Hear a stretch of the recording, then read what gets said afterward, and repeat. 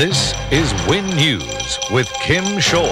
Mildura's show extension hailed a success after the worst weather conditions on record. Police blame driver fatigue for a Monac fatality, and tourism board members searching for a marketing edge. Good evening. Mildura Show Society has thanked the people of Sunraysia for supporting the Mildura Show despite the worst weather conditions on record. The Society placed its faith in the public by opening on Sunday for the first time, and an estimated 8,000 people turned out.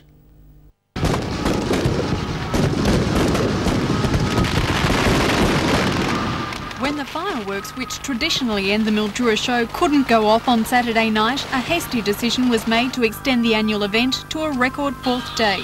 We felt as a committee that we should keep faith with the general public, the public that come every year to see those major attractions, the traders who come and the food stalls and showmen who come, and we gave them all the opportunity of having an extra day so that they could all go and go home happy. The Demolition Derby was amongst the draw cards on the final night. The sideshows and entertainers stayed, and at the bargain price of $2 for adults, the public came through the gate.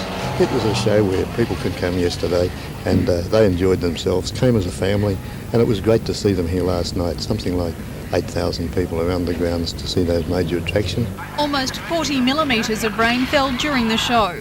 31.6 millimetres halved Saturday attendances, but with the Sunday opening, the Society is now expecting a drop in gate takings of less than $10,000. Gates were down, of course, not as bad as we perhaps thought, but yesterday helped the Society out, and yes, the show will go on in 1996, and we're certainly looking for better weather. And sport is next with Bill Sauer. Thank you, Kim. Coming up tonight, Tony Hickey recruited as Sunraysia's interleague football coach, and a big Caulfield Cup Day turnout at Sandalong Park. Big things are happening at Vineleaf's Merbein store, opening soon as a brand new service station in Commercial Street. For fuel, automotive needs, convenience store and Vineleaf's friendly service, keep watching for details on the grand opening of Vineleaf's new service station in Merbein. Good evening. Imperial's premiership skipper Tony Hickey will coach the Sunraysia interleague team in its 1996 Vic Health Country Championship campaign. Though yet to officially discuss IMP's coaching arrangements, Tony expects to remain with the club next season and says officials have supported his interleague appointment. Tony Hickey coached Imperials to a record fourth consecutive premiership last season and has been named Victorian Coach of the Year.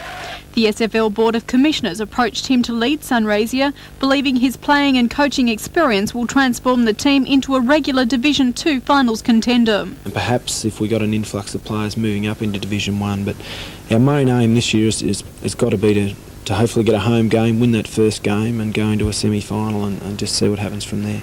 Tony Hickey, who undergoes an arthroscope on his ankle this week, says his own form will determine if he is a playing interleague coach. He says his major task will be motivating players to perform at the next level of competition. Really, if we look at ourselves, we can either go well in Division 2 or drop down to Division 3, and once we're down there, we're not going to have a lot of respect in country Victoria. So I'm keen for us to obviously, play very well in the competition.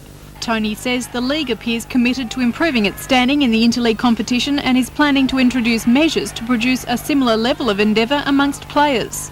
We won't require the players to play both an interleague game and a club game on the same weekend. They'll be looking at match payments, save about $50 a game for players, trying to introduce what most clubs actually do. Tony Hickey says interleague training may start as early as January to bring players together before the SFL season begins. Kim Shaw, Win News. And for tonight, Kim, that's all in sport. Thanks, Bill. Danni Vojcanovic is next with the weather and music spanning the generation gap.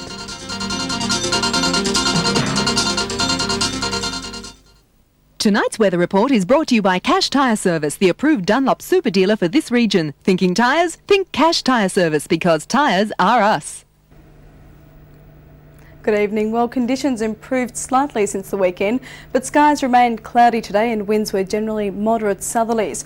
Over to the temperatures, and last night Swan Hill was the coolest at 8 degrees, 11 at Oyun, and Mildura's minimum of 10.2 was recorded just before 6:30 this morning.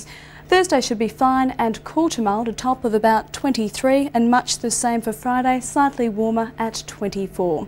Currently outside, the temperature's at 17.5 degrees. The barometer shows 1,017 and rising, relative humidity at 59%, and a dew point reading of 10. So after a few wet days, it looks like conditions could finally be on the improve, stabilising over the next few days, Kim. Thanks for that, Danny. And finally tonight, a love for music, song and dance was rekindled at Fisher House this afternoon. Although generations apart, residents of Fisher House and Degaris preschool students found common ground today. The preschool group performed a number of old favourites, plus a few newer items for their audience.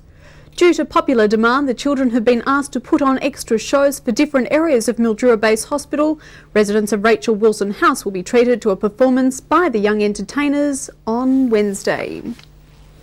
And that's how we saw news throughout the region today. National news is next. Good night.